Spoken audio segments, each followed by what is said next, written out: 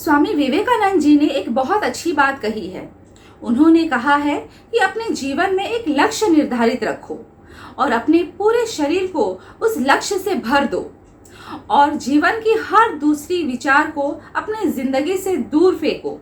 यही है सफलता का असली मंत्र। Hey everyone, welcome back to my channel mama's world परम।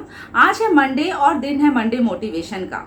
तो शुरू करते हैं आज का मोटिवेशन।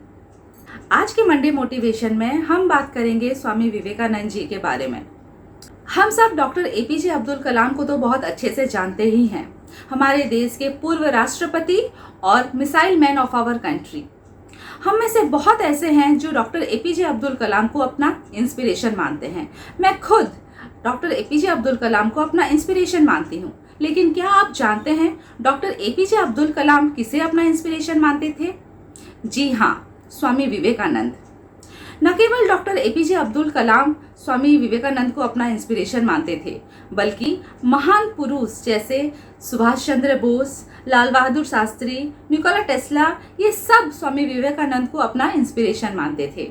आज मैं बात करूंगी स्वामी विवेकानंद जी की एक कहानी जो हमें बहुत इंस्पायर करती है, हमें बहुत मोटिवेट करती है।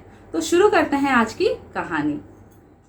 एक बार स्वामी विवेकानंद किसी दूसरे शहर में जा रहे थे और उन्हें नदी पार करके दूसरे शहर में जाना था। तो स्वामी विवेकानंद नाव के इंतजार में नदी किनारे खड़े थे। तभी वहां से एक साधु गुजरे। साधु ने जब स्वामी जी को देखा, उन्होंने उनसे पूछा, क्या आप ही स्वामी विवेकानंद हो? इस पर स्वामी जी ने कहा, जी हाँ, मैं ही स्वामी विवेकानंद हूँ। इस पर साधु ने पूछा, तो आप यहाँ क्या कर रहे हो? स्वामी जी ने कहा, मुझे नदी पार करके दूसरी ओर जाना है, तो मैं नाव का इंतजार कर रहा हूँ। इस पर साधु ने कहा, आप इतने बड़े महापुरुष हो, इतने सारे लोगों के प्रेरणा के स्रोत हो और आप एक सामान्य सा नदी नहीं पार कर सकते?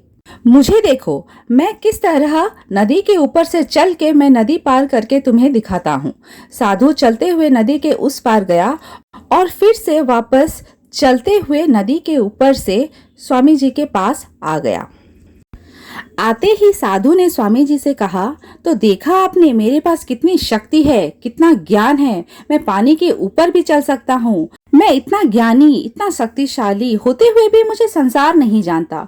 पर तुम्हें तो ये सब कुछ भी नहीं पता।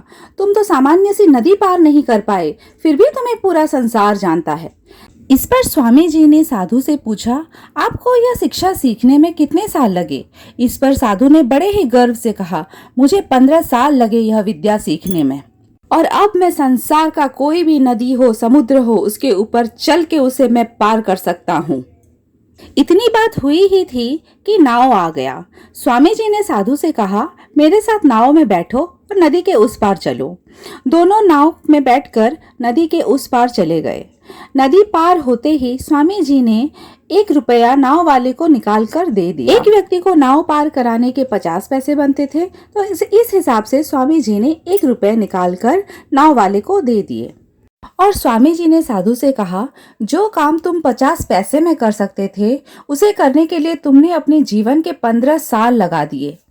अगर यही 15 साल तुम समाज की सेवा में लगाते तो आज तुम्हें पूरी दुनिया जानती। मैंने यही किया, मैंने अपने कीमती समय समाज को दिया, तभी मुझे पूरी दुनिया जानती है और तुम्हें कोई नहीं जानता। स्वामी जी ने साधु से कहा, तुम्हारी तरह संसार में ऐसे कई लोग हैं जो अपने दिन, हफ्ते, महीने, साल ऐसी चीजों में बर्बाद कर देते हैं जिनका कोई मतलब ही नहीं बनता। इसलिए अपने कीमती समय को वहां लगाओ जहां कोई प्रोडक्टिव रिजल्ट आए, जहां आप समाज को कुछ दे रहे हों। क्योंकि एक बार जो समय चला जाता है वह लौट कर कभी नहीं आता, बाद में सिर्फ पछतावा ही रह जाता है। समय से बढ़कर इस संसार में कुछ भी नहीं। समय बर्बाद तो जिंदगी बर्बाद। कहानी बहुत छोटी है लेकिन सीख बहुत बड़ी। यह कहानी से हमें बहुत बड़ी सीख मिलती है कि हमें जीवन में अपना समय ऐसे बेकार चीजों में नहीं बर्बाद करना चाहिए जिसका कोई मतलब ही नहीं। हमें समय को ऐसे जगह में लगाना चाहिए जो हमें प्रोडक्टिव रिजल्ट, जो हमें पॉजिटिव रिजल्ट दे, प्रोडक्टिव रिजल्ट दे। बेकार की चीजों में अपना समय बर्बाद मत करो, क्योंकि समय बहुत मूल्यवान है, समय बलवान है और एक बार जो समय चला गया वो वापस नहीं आता।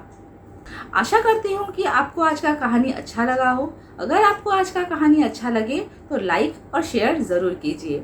अगर अब तक मेरे चैनल को सब्सक्राइब नहीं किया तो सब्सक्राइब कर लीजिए। जैसा कि मैं हमेशा कहती हूँ, ऊपर वाले के आशीर्वाद के साथ, अपनों के प्यार के साथ कर दिखाओ कुछ ऐसा कि दुनिया करनी चाहे आपके जैसा। मिलते हैं अगले सोमवार, तब तक के लिए धन्यवाद।